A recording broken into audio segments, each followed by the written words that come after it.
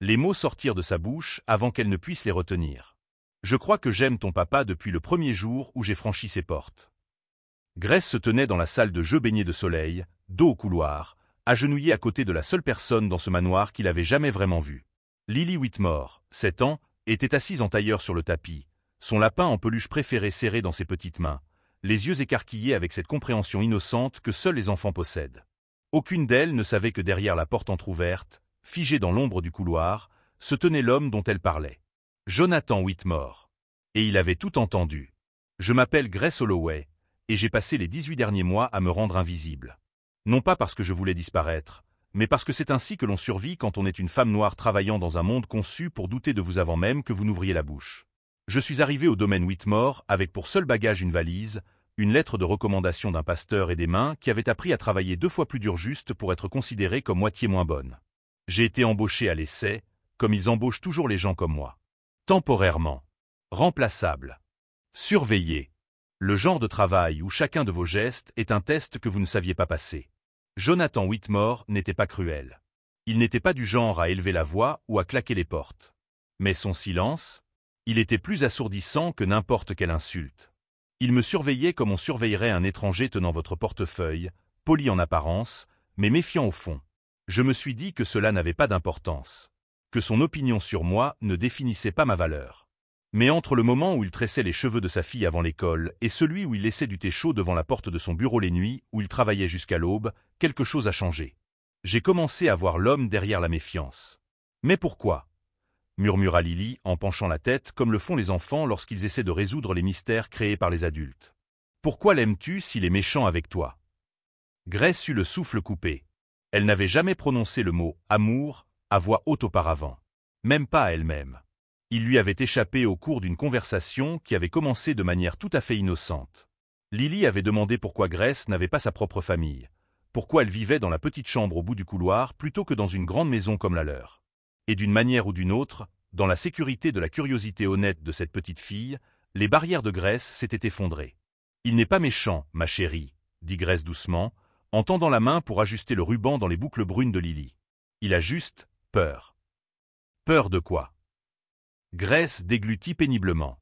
Comment expliquer un traumatisme générationnel à une enfant de 7 ans ? Comment décrire la façon dont le chagrin peut transformer un cœur en pierre ? Ton papa aimait tellement ta maman, commença Grace d'une voix douce. Et quand elle est partie au ciel, une partie de lui est partie avec elle. Alors maintenant, il construit des murs autour de son cœur parce qu'il a peur que s'il laisse quelqu'un entrer, cette personne parte aussi. Le petit visage de Lily se crispa, reflétant une compréhension bien au-delà de son âge. Comme quand je ne veux pas jouer avec les nouveaux enfants à l'école, parce que s'ils ne m'aiment pas. Exactement comme ça, ma chérie. Mais toi, tu ne vas pas partir. Ce n'était pas une question. C'était une affirmation, prononcée avec la certitude absolue que seul un enfant peut avoir. Les yeux de Grace se remplirent de larmes. Non, ma chérie. Je ne partirai pas. Alors pourquoi papa ne le voit-il pas ? Et voilà. La question que Grace s'était posée 1000 fois en pliant les draps à minuit, en préparant des repas qui seraient mangés en silence, en regardant Jonathan se consacrer entièrement à son travail parce que c'était plus sûr que de ressentir quoi que ce soit de réel. Parce que, murmura Grace, la voix légèrement brisée, parfois, les personnes qui ont le plus besoin d'amour sont celles qui ont oublié à quoi ils ressemblent. Derrière la porte, Jonathan appuya sa main contre le mur pour se soutenir. Son cœur battait si fort contre ses côtes qu'on aurait dit qu'il essayait de s'échapper. Je crois que j'aime ton papa depuis le premier jour où j'ai franchi cette porte. Ces mots résonnaient dans son esprit, contredisant toutes les hypothèses qu'il avait formulées à son sujet. Chaque fois qu'il lui avait demandé si elle avait déplacé ses affaires. Chaque regard froid lorsqu'elle restait tard pour aider Lily à faire ses devoirs. Chaque fois qu'il s'était convaincu que sa gentillesse était une stratégie et non de la sincérité. Il en était tellement certain. Lorsque sa femme était décédée 3 ans auparavant, quelque chose en lui s'était brisé de manière irréparable. Il avait appris à ses dépens que les gens mentent. Que la confiance est un luxe qu'ils ne pouvaient pas se permettre. Que la nounou qui avait pleuré à l'enterrement les avait volés 2 semaines plus tard.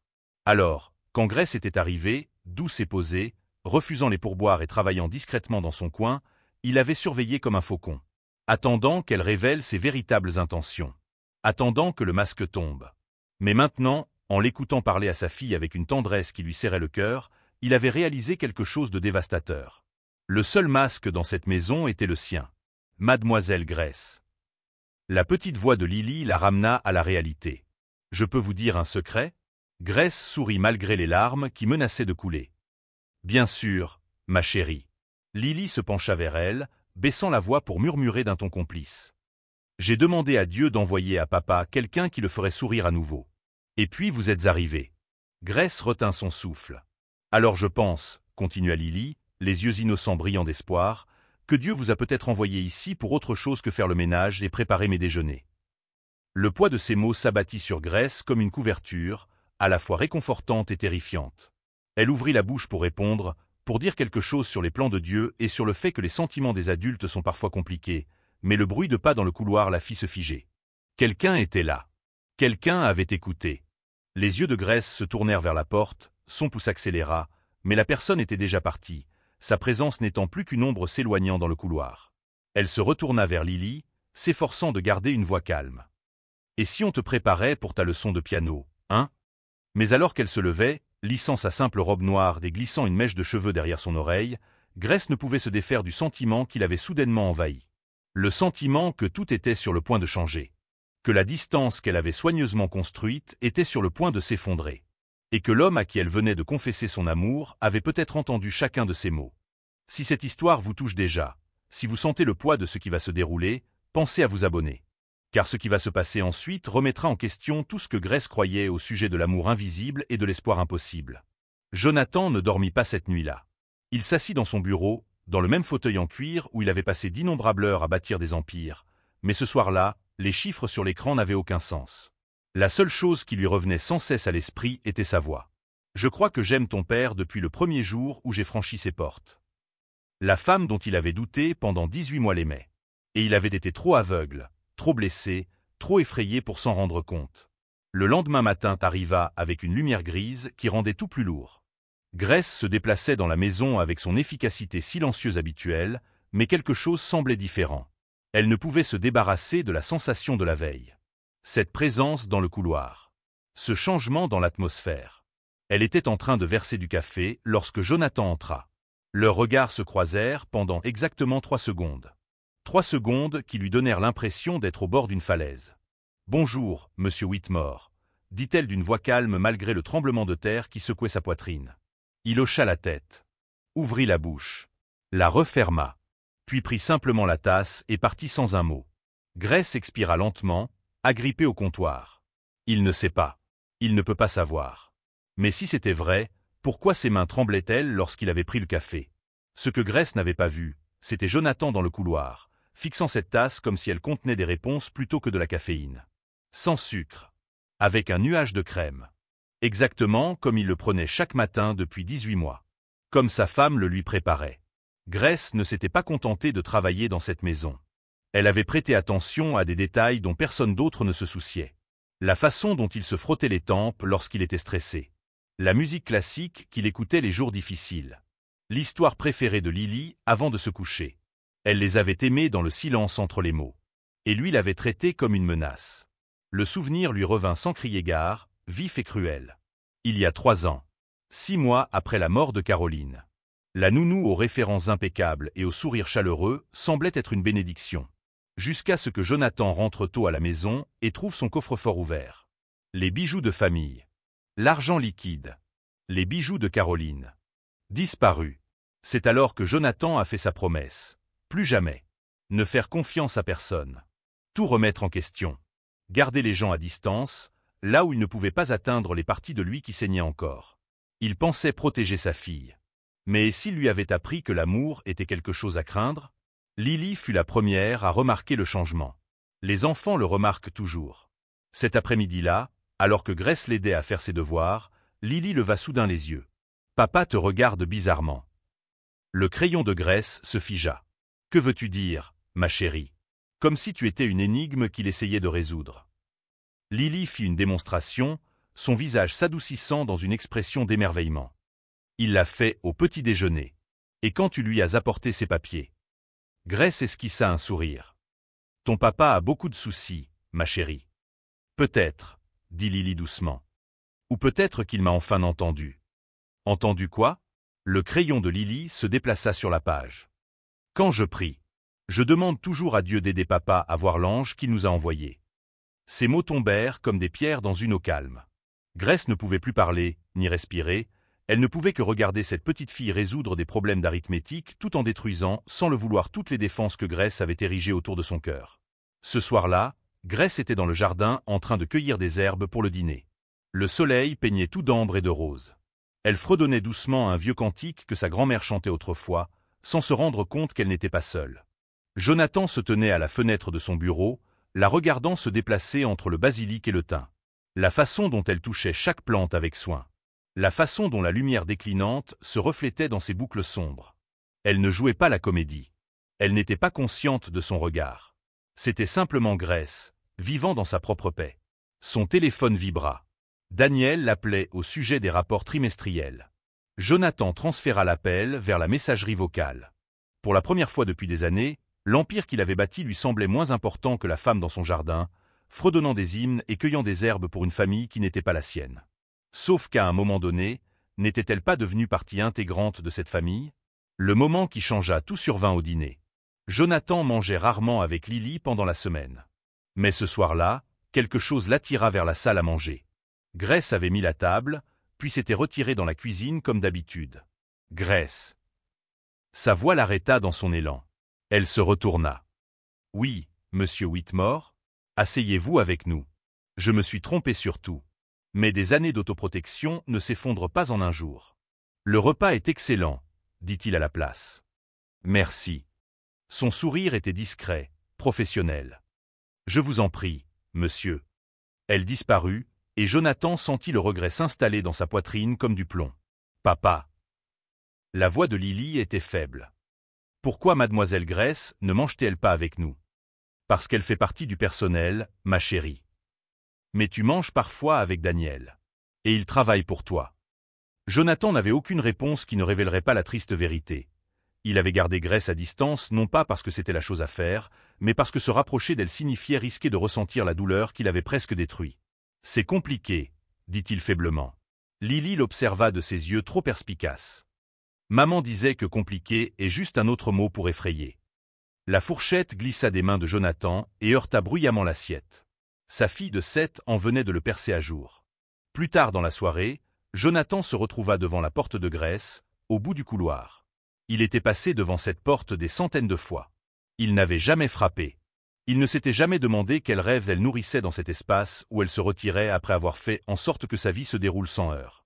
Il leva la main. Il hésita. Il la baissa. Que pourrait-il bien lui dire? « Je t'ai entendu hier. Je sais que tu m'aimes. Et je pense que je suis peut-être en train de tomber amoureux de toi aussi, mais j'ai très peur. » Son front se pressa contre le cadre de la porte. Derrière la porte, Grace était assise sur son lit, son journal ouvert sur ses genoux. Elle avait essayé toute la journée de comprendre l'étrange énergie qui pulsait dans la maison, mais les mots ne venaient pas. Elle ne savait pas que quelques centimètres de bois seulement la séparaient de l'homme dont elle sentait la présence même lorsqu'il n'était pas là. Elle ne savait pas que tout allait s'accélérer d'une manière qu'aucun d'eux ne pouvait contrôler. Car le lendemain, Jonathan allait prendre une décision qui les obligerait tous deux à affronter l'espace impossible entre le soupçon et la capitulation, entre la distance de sécurité et le territoire dangereux de la vérité. Jonathan Whitmore avait bâti un empire sur l'information. Vérification des antécédents. Vérification de chaque détail avant de signer des contrats. Mais il n'avait jamais cherché à connaître le passé de Grace Holloway. Non pas parce qu'il lui faisait confiance, mais parce qu'il était trop occupé à se méfier de son présent. Tout changea le lendemain matin, alors qu'il se tenait devant sa porte, incapable de frapper. Il s'assit dans son bureau avant l'aube et ouvrit un dossier qu'il aurait dû demander 18 mois plus tôt. Grace Antoinette Holloway. Née à Atlanta. Élevée par sa grand-mère. A eu 3 emplois pendant ses études au collège communautaire. Programme de soins infirmiers, incomplet. Le doigt de Jonathan s'est arrêté. Incomplet. Il y a 2 ans, Grace avait travaillé à la maison de retraite Mercy Grove. Des évaluations exemplaires. Des témoignages de patients la qualifiant des « anges en blouse ». Puis, brusquement, son emploi a pris fin. Aucune raison n'a été donnée. Juste le silence. Puis une note du pasteur Chen. Grace est partie dans des circonstances difficiles indépendantes de sa volonté. Elle a toute ma recommandation et mes prières. Jonathan serra les mâchoires. Que t'est-il arrivé, Grace? Il trouva une partie de la réponse dans la chambre de Lily ce soir-là. Jonathan vint embrasser sa fille pour lui souhaiter bonne nuit et trouva Grace déjà là, tressant les cheveux de Lily avec une tendresse experte. « Et puis, qu'est-ce qui s'est passé » demanda Lily, les yeux lourds de sommeil. La voix de Grace était douce. Puis la courageuse infirmière a dit au vieil homme « Je ne vais nulle part. Pas avant d'être sûr que vous êtes en sécurité. » Jonathan se tenait dans l'embrasure de la porte, invisible. « Elle l'a sauvé » murmura Lily. Les mains de Grace s'arrêtèrent. Oui. Elle lui a donné son propre sang quand l'ambulance a mis trop de temps à arriver. Elle est restée toute la nuit, même si son service était terminé. C'est tout à fait vous, mademoiselle Grace. Une expression douloureuse passa sur le visage de Grace. Parfois, rester n'est pas suffisant, ma chérie. Parfois, les gens ne voient pas ton cœur. Ils ne voient que les erreurs que tu n'as pas commises. Que veux-tu dire ? Grace se remit à tresser. Le vieil homme s'est rétabli. Mais quelqu'un a dit que l'infirmière avait volé dans sa chambre. Ils ne lui ont pas demandé son version des faits. Ils n'ont pas enquêté. Ils l'ont simplement renvoyé. Jonathan agrippa le cadre de la porte, le souffle coupé. « Ce n'est pas juste, » dit Lily. « Non, ma chérie, ce n'est pas juste. Mais c'est pour ça qu'on continue à être bon quand même. Pas parce que les gens le voient toujours, mais parce que la bonté, ce n'est pas pour obtenir des louanges. » Lily bâilla. « Je pense que Dieu regardait. C'est pour ça qu'il nous l'a envoyé. » Grace embrassa Lily sur le front. « Dors bien, mon ange. » Alors que Grace se levait, elle se figea. Jonathan entra dans la lumière. Leurs regards se croisèrent. Et Grace comprit. Il avait entendu. Encore une fois. « Monsieur Whitmore » murmura-t-elle en s'éloignant. Grace attend. Mais elle était déjà partie, ses pas rapides résonnant dans le couloir, disparaissant avant qu'il ne puisse trouver les mots.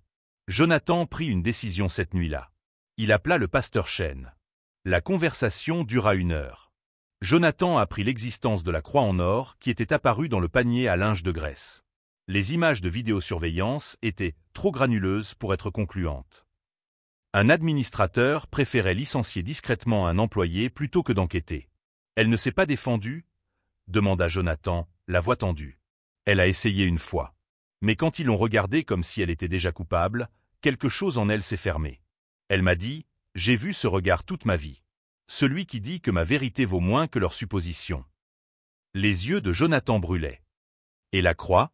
Elle a été retrouvée 3 jours plus tard dans le casier du véritable voleur. Un employé de la blanchisserie qui avait un problème de jeu. Mais à ce moment-là, Grace était déjà partie. Elle ne voulait pas retrouver son travail. Elle disait que le poison de cette accusation resterait toujours dans l'air. Après avoir raccroché, Jonathan resta assis dans le noir. Grace n'avait pas seulement été accusée à tort.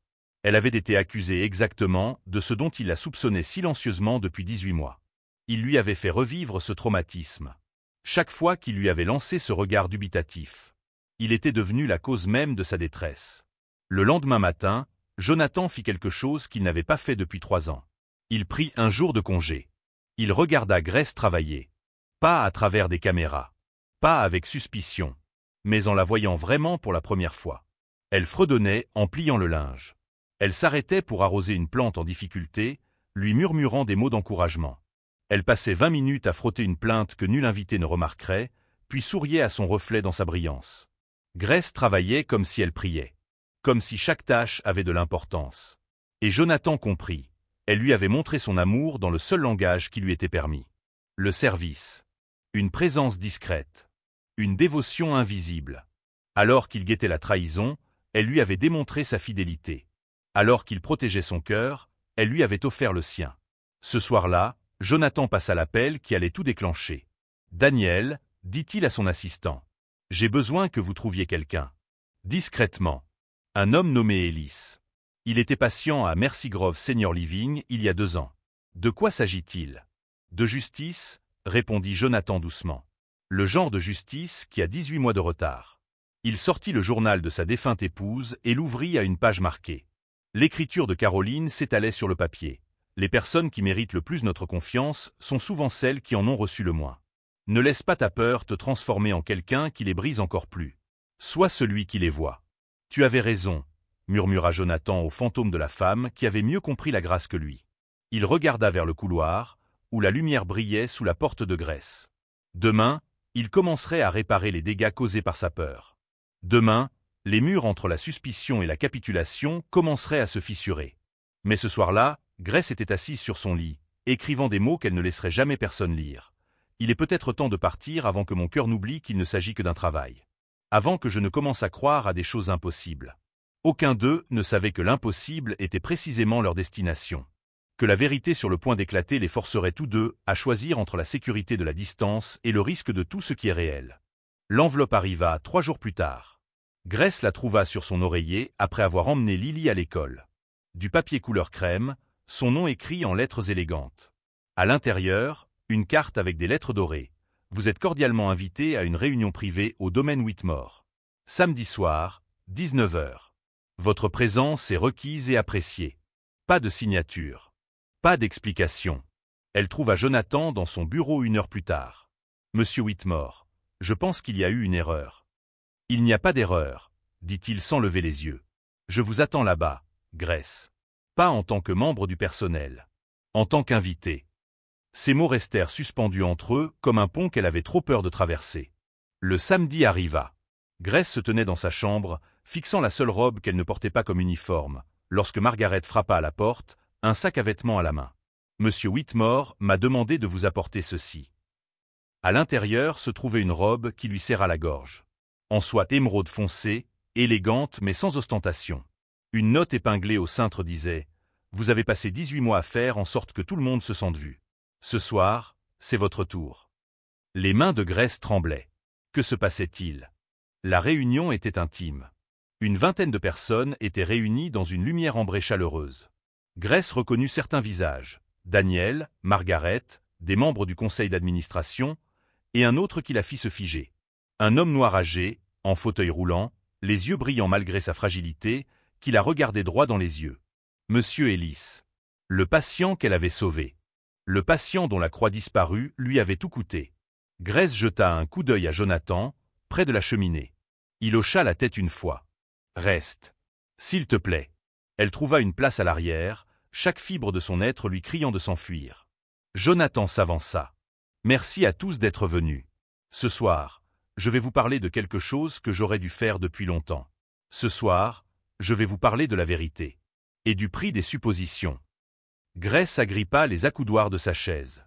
Il y a 18 mois, j'ai embauché Grace Holloway à l'essai, car je n'étais pas sûr qu'elle méritait ma confiance. Pendant 18 mois, je l'ai observée.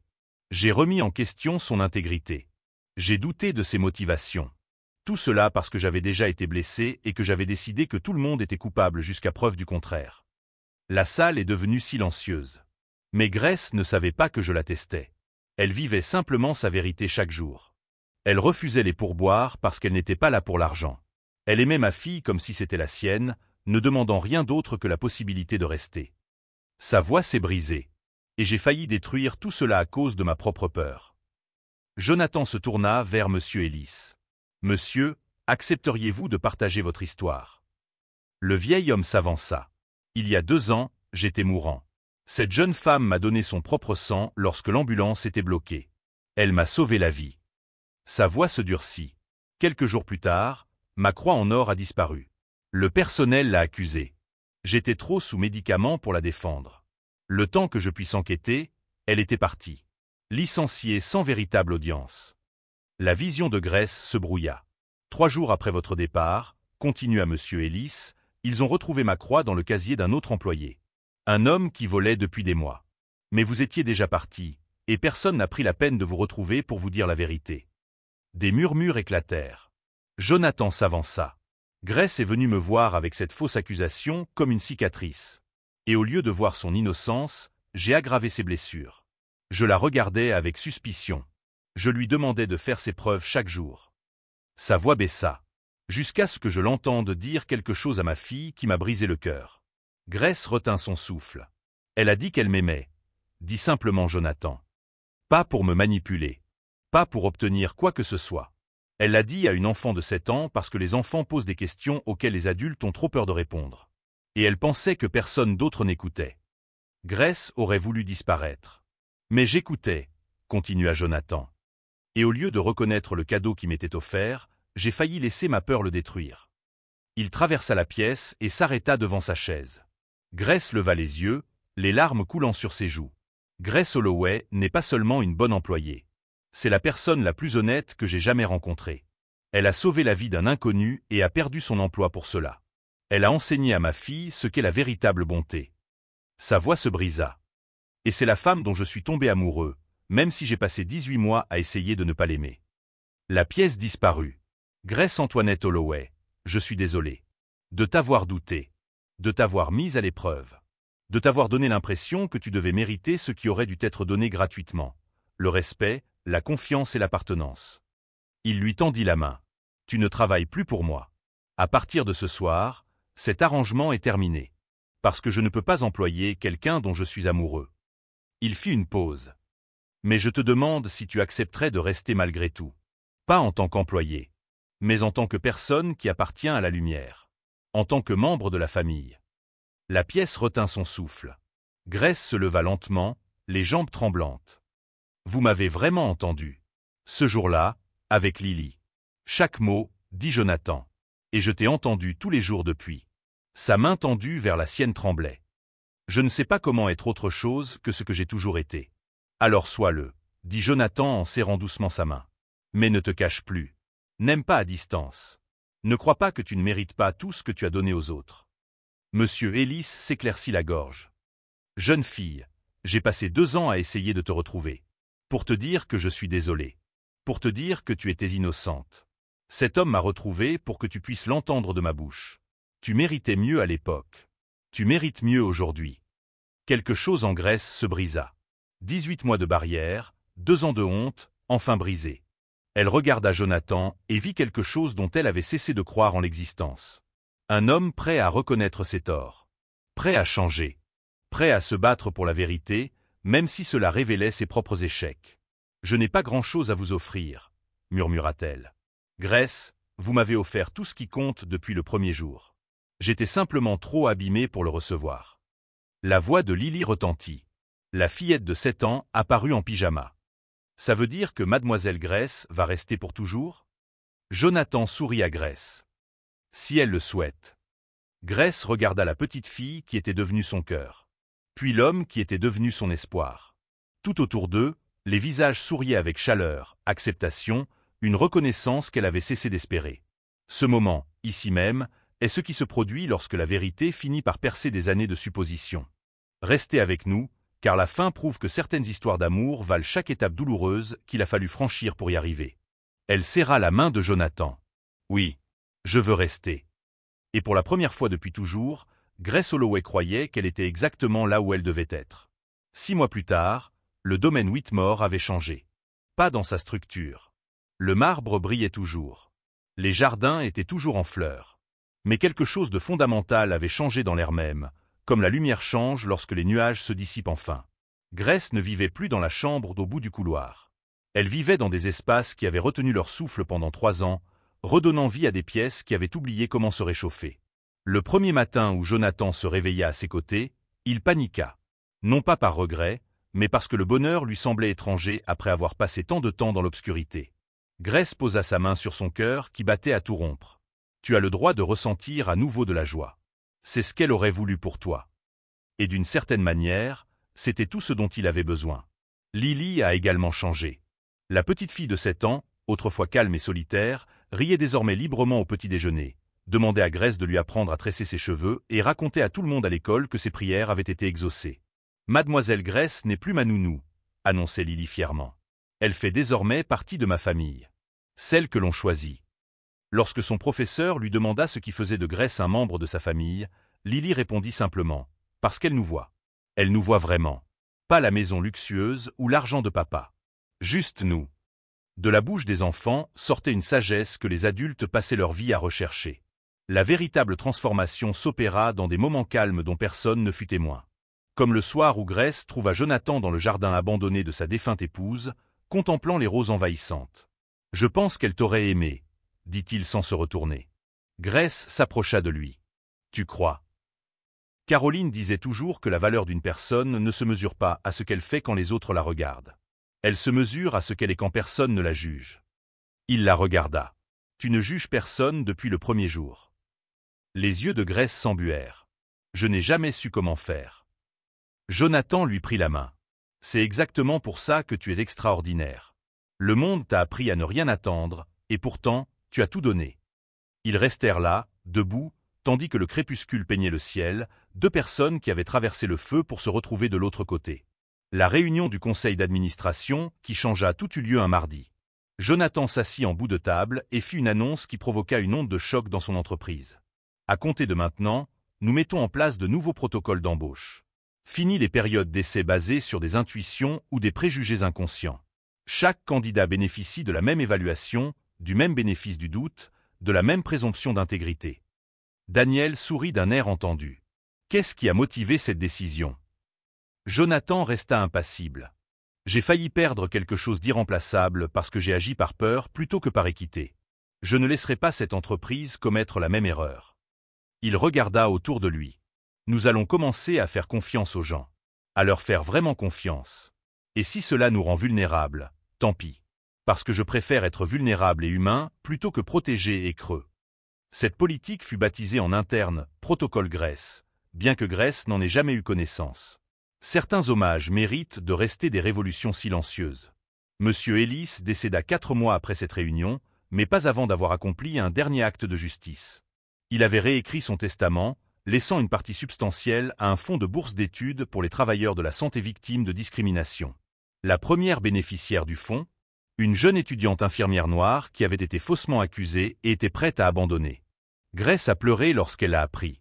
Non pas de tristesse, mais parce qu'elle a compris que son histoire était devenue un pont pour la survie de quelqu'un d'autre. « Ta douleur n'a pas été vaine », lui a dit Jonathan ce soir-là. « Elle sauve quelqu'un que tu ne rencontreras jamais. » Grèce a alors compris que la rédemption n'était pas seulement personnelle. Elle se propageait, touchant des vies que l'on ne peut ni prédire ni contrôler. Le matin où Grèce est officiellement devenue la tutrice légale de Lily, la petite fille a posé une question qui a surpris tout le monde. « Ça veut dire que j'ai 2 mamans maintenant? Une au ciel et une ici ?» Grèce s'agenouilla pour se mettre à sa hauteur. « Oui, ma chérie. Une qui t'a donné la vie, et une qui t'aide à la vivre. Et elles m'aiment toutes les deux. Plus que tu ne le sauras jamais. » Lily jeta ses bras autour du cou de Grèce, et dans cette étreinte, chaque accusation, chaque doute, chaque pas douloureux lui apparurent comme une préparation à ce moment précis. Ce soir-là, Grèce se tenait dans la cuisine où, 18 mois plus tôt, elle avait versé du café de ses mains tremblantes, se demandant si elle survivrait un jour de plus dans une maison qui ne lui faisait pas confiance. À présent, elle préparait le repas préféré de Lily tandis que Jonathan était assis au comptoir, ignorant son ordinateur portable, la regardant simplement évoluer dans la pièce comme si elle y avait toujours eu sa place. « Quoi ?» demanda Grèce, surprenant son regard. « Je me souviens juste d'eux qui j'étais avant toi. Comme cette version me semble petite maintenant. » Grèce s'approcha et lui prit doucement le visage entre ses mains. « Tu n'étais pas petit. Tu étais blessé. Il y a une différence. Tu aurais pu partir après tout ce que je t'ai fait subir. »« J'aurais pu, » admit Grèce. « Mais l'amour n'est pas une question de mérite. C'est une question de choix. Chaque jour, même les plus difficiles, surtout les plus difficiles. » Jonathan la serra contre lui. « Je te choisis. Aujourd'hui et tous les jours à venir. »« Tant mieux, » murmura Grèce. « Parce que tu es coincé avec moi maintenant. » Dehors, Lily parlait aux fleurs comme Grèce le lui avait appris. À l'intérieur, 2 personnes qui avaient traversé des vallées de suspicion construisaient quelque chose qu'aucun d'eux n'aurait cru possible. Un foyer bâti non pas sur la perfection, mais sur le travail chaotique et magnifique qui consiste à se voir vraiment l'un l'autre. La leçon. Dans quelques années, quand on demandera à Jonathan Whitmore ce qu'il a changé, il ne parlera pas de stratégie commerciale. Il leur parlera d'une femme qui lui a appris que les personnes dont nous doutons le plus sont souvent celles qui nous aiment le plus profondément dans l'ombre. Il dira que les suppositions sont des prisons invisibles que nous construisons pour les autres, les enfermant avant même qu'ils aient eu la chance de prouver qui ils sont. Il expliquera que parfois, la chose la plus courageuse à faire est d'admettre que l'on avait tort, non pas discrètement, mais publiquement, à voix haute, de manière à restaurer ce que notre peur a détruit. La valeur d'une personne ne se mesure pas à son CV. Elle s'écrit dans les petits moments où personne ne regarde. Dans la façon dont elle couvre quelqu'un d'une couverture. Dans les hymnes qu'elle fredonne pendant qu'elle travaille. Dans l'amour qu'elle donne sans rien demander en retour. Grace Holloway n'a pas changé parce que quelqu'un a enfin reconnu sa valeur. Elle l'avait toujours su, même lorsque le monde essayait de la convaincre du contraire. Mais Jonathan Whitmore, il a changé parce que quelqu'un l'aimait suffisamment pour lui faire découvrir que la valeur ne se donne pas. Elle se reconnaît. Et une fois que vous apprenez à la voir chez les autres, vous la voyez enfin en vous-même. Si cette histoire vous a rappelé que la bonté existe même dans l'ombre, que l'amour brise des années de barrières, que la vérité finit toujours par s'exprimer, alors partagez-la. Parce que les histoires comme celle de Grèce ne sont pas seulement un divertissement. Elles sont la preuve que la transformation est toujours possible. Et peut-être vous inspireront-elles à devenir la personne qui voit les autres comme Jonathan a finalement appris à voir Grèce. Abonnez-vous, car chaque histoire que nous partageons nous rappelle que le fait d'être vraiment vu change tout.